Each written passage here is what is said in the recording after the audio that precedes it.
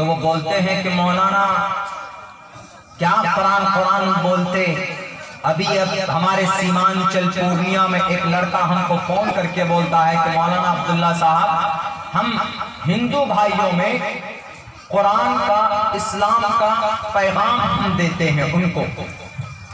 हमने कहा कैसे देते हो पैगाम, कैसे दावत देते हो? तो बोला हम जाके यूं कहते हैं उनके पास, हिंदू भाइयों के पास, कि हमारे हिंदू भाइयों, अल्लाह ने हमारे कुरान में कहा कि एक अल्लाह की इबादत करो। अल्लाह ने कुरान में कहा कि मोहम्मद को आखिरी रसूल मानो, नबी मानो। हमने कहा कि भाई साहब, अगर आपने इस तरीके से दावत दी तो आज के डेट में भारत में आप रह रहे हैं, तुम्हारा मॉब लिंचिंग कर दिया जाएगा किसी भी, और तुम्हारा सर का बाल उखाड़ उखाड़ कर फेंक दिया जाएगा। और बोला क्यों?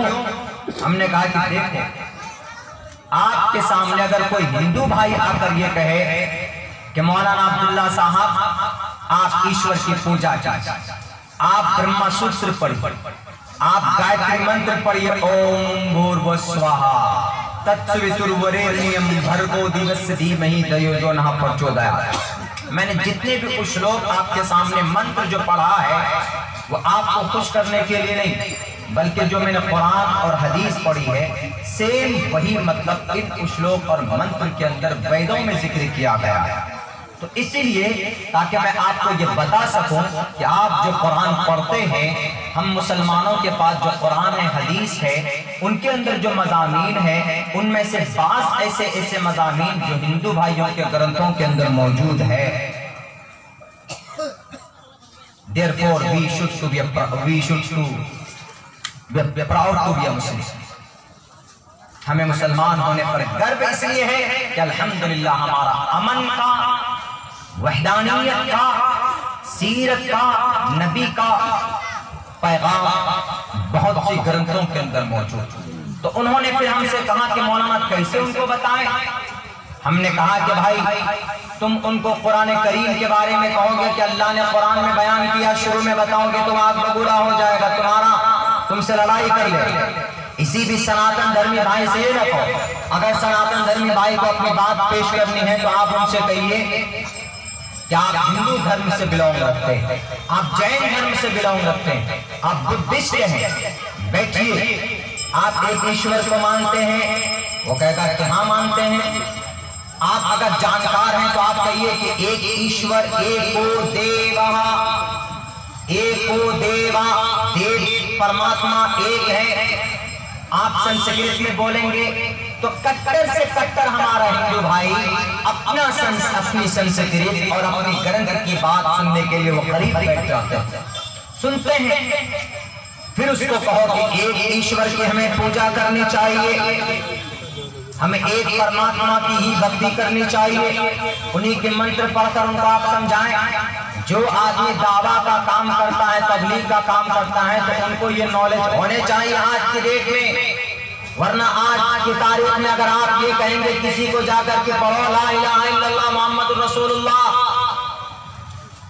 वो तो दूर की बात है। पहली बात तो दाढ़ी और टोपी देख करके लोगों के तेवर बदल जाते हैं, आपके पीछे लग जाते हैं लोग। नहीं, तो हमने उनको समझाया कि आप इस अंदाज में पेश कीजिए अपने कुरान की बात।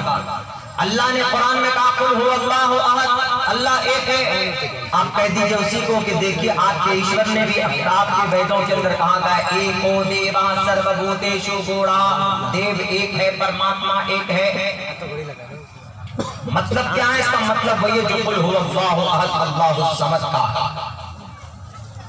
There is language different, but the meaning, deep relationship in between Quran and Vedas, दोनों के बीच में मतलब के एतबार से समानता है।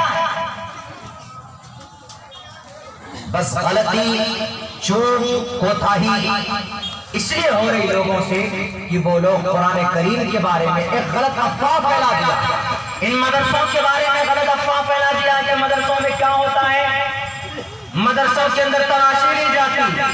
अब वहां पर अगर कोई डंडा मिल जाता है बच्चों को तंबी करने के लिए, तंबीहुल गाफिलीन, तो उसके ऊपर एलिगेशन लगा देते हैं कि अरे मदरसों में डंडा मिला, बच्चों के ऊपर जुल्म ज़्यादती की जाती। ये एलिगेशन लगाते हैं। कोई बच्चा मदरसे से भागकर घर जाता है तो कहते हैं कि ये तो दहशतगर्दी की ट्रेनिंग लेने चला गया।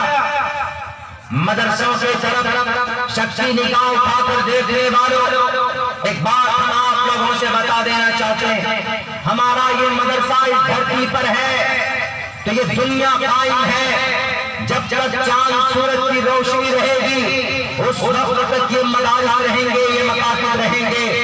कितनी ताकत लगा लो, कितनी कोशिश कर लो, ये मदारिस नहीं खत्म कर सकते। तुम कुछ मदरसों को बंद करोगे, तुम कुछ मदरसों के ऊपर ताले लगाओगे, लेकिन उलमाए किराम को, कुरान को, शरीयत को हमें किसी इमारत की जरूरत नहीं है। जैसे वो अनार के दरख्त के नीचे बैठकर वहां पर एक इल्म का कुआं चला था, और आज पूरी दुनिया के अंदर इल्म का काम लिया जाता है। दीनी काम का फैज़ पूरी दुनिया के अंदर जारी व सारी है।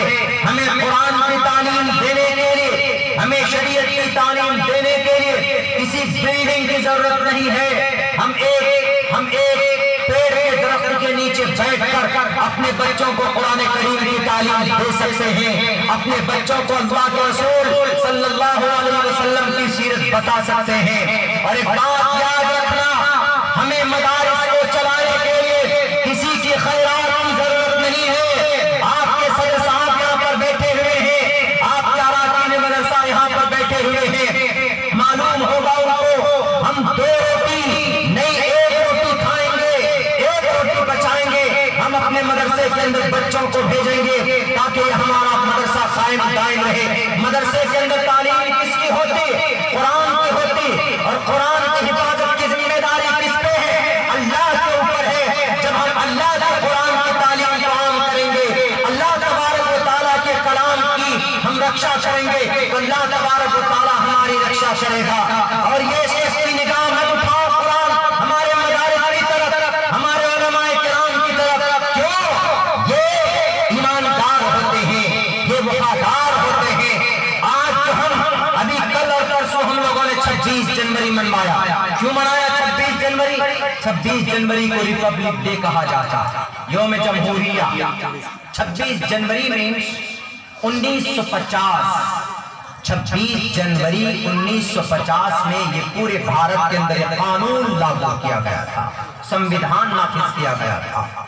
ये देश आजाद हुआ था, ये देश आजाद हुआ था 15 अगस्त 1947 को। 1947 को जब देश आजाद हो गया तो अब ये देश चलेगा कैसे? कानून संविधान तो था ही नहीं। क्यों?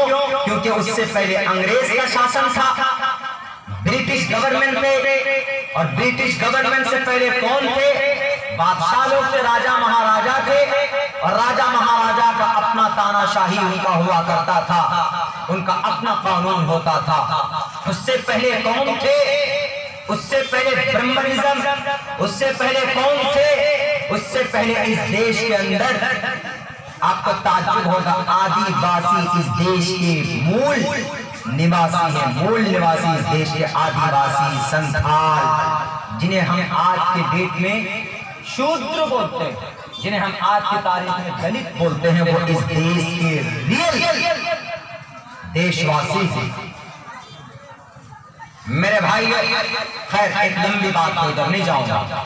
तो 26 जनवरी 1950 को इस देश में कानून नाफिज किया गया।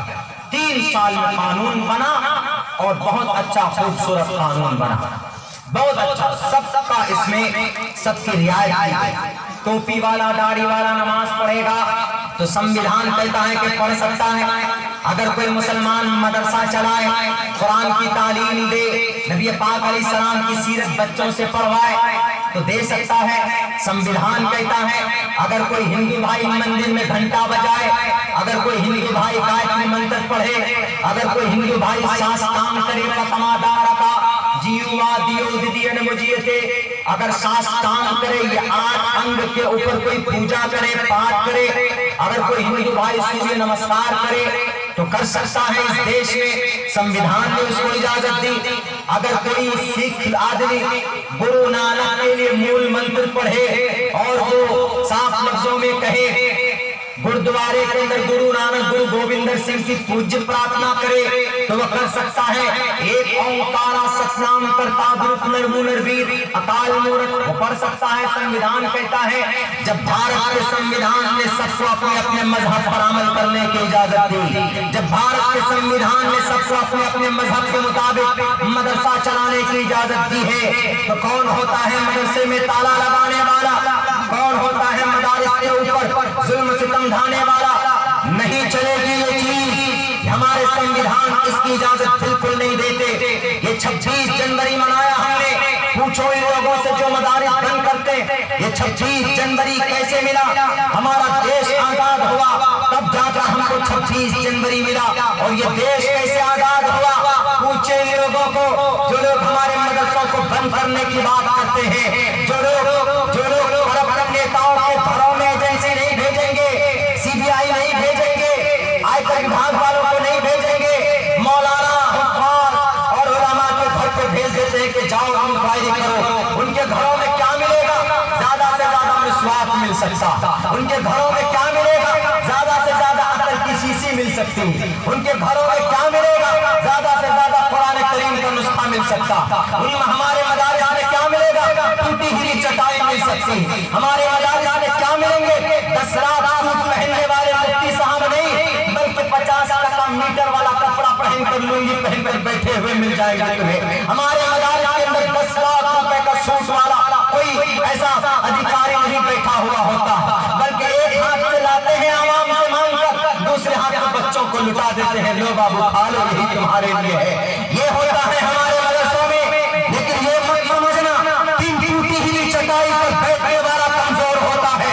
भूल चुके हो तुम 1857 की जंग आजादी के अंदर कोई माए का लाल खड़ा नहीं था अंग्रेज के सामने। सबसे पहले अगर सर पर कफन बांध और कोई खड़ा था तो मौलाना कासिम नानवी रहमतुल्लाहि अलैह खड़े थे। मौलाना कासिम कहां से पढ़े थे? मदरसे से पढ़कर निकले थे। मौलाना रशीद अहमद गंगोही अंग्रेज के सामने खड़े थे, कहां से पढ़कर निकले थे? मौलाना रशीद अहमद गंगोही मदरसे से पढ़कर निकले थे। शाह वलीउल्लाह मोहम्मद देलवी कहां से पढ़कर निकले? मदरसे से पढ़कर निकले। शाह अब्दुल अजीज मोहम्मद देलवी जिन्होंने अंग्रेज के खिलाफ जिहाद का फतवा दिया, कहां से पढ़कर निकले?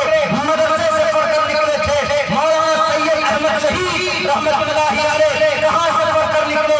मदरसे से पढ़कर निकले। मौलाना शाह इस्माइल शहीद रहमतुल्लाहि अलैह कहां से पढ़कर निकले? मदरसे से पढ़कर निकले थे। मौलाना जाफर थानेसी कहां से पढ़कर निकले? मदरसे से पढ़कर निकले। मौलाना उबैदुल्लाह सिंधी कहां से पढ़कर निकले?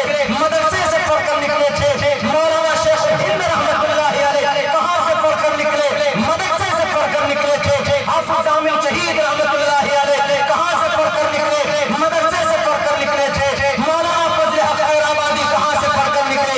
माल्टा के अंदर, जजीरे अंडमान निकोबार के अंदर उन्होंने अपनी जिंदगी गुजार दी अंग्रेज के खिलाफ, लड़ते रहे। कहां से पढ़कर निकले?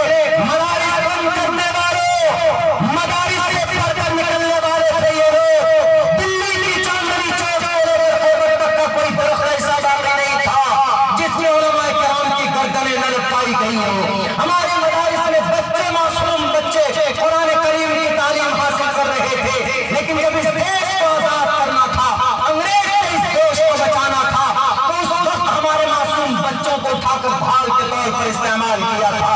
वो बच्चे कहां के थे? उन्हीं मदरसों के अंदर तालीम हासिल करने वाले थे। आज तुम कहते हो कि मदारिस को बंद करो, मदारिस के अंदर तालीम नहीं होती, अरबी तालीम बंद कर देंगे। बंद कर दो अरबी तालीम, हम संस्कृत के अंदर तालीम शुरू करेंगे, हम अंग्रेजी के अंदर तालीम शुरू करेंगे। आपको दुश्मनी किस बात की है? क्या अरबी के अंदर हम पढ़ते हैं कि मुसलमानों अक़ीमुस्सलाह, नमाज कायम करो।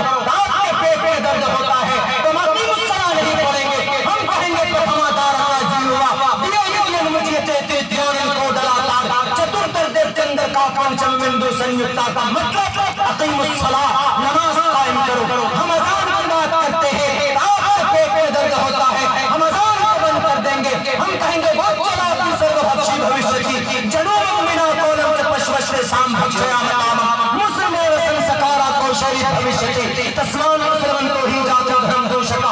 ऊंची आवाज में लोगों को बुलाओ ईश्वर की इबादत के लिए। आप अरबी से दुश्मनी है तो हम अरबी बंद कर देंगे।